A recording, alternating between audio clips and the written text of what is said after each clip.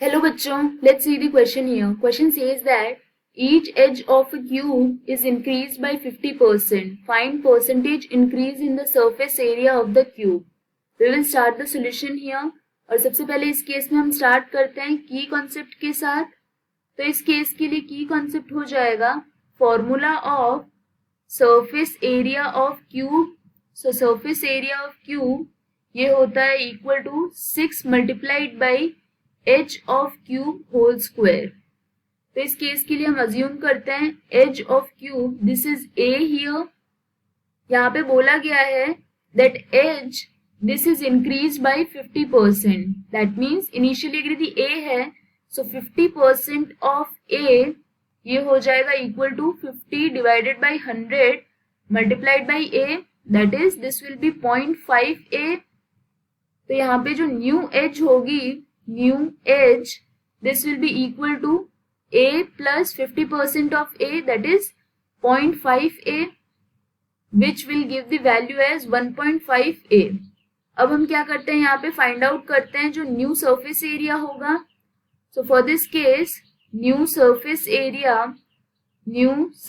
Area this will be equal to 6 times of h whole square which is 1.5 a whole square.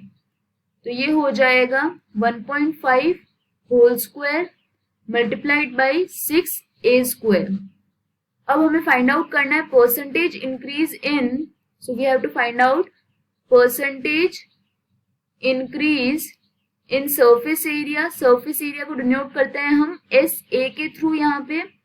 So this will be equal to new surface area minus old surface area divided by old surface area multiplied by 100. तो ये हो जाएगा percentage increase. S A denote surface area in this case.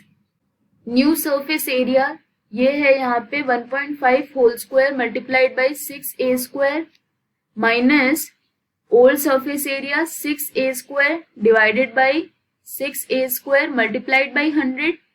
यहाँ पे 6 a square से 6 a square cancel out हो जाएगा. तो ये होगा 1.5 whole square that is 2.25 minus 1 multiplied by 100 which will give the value as 125%.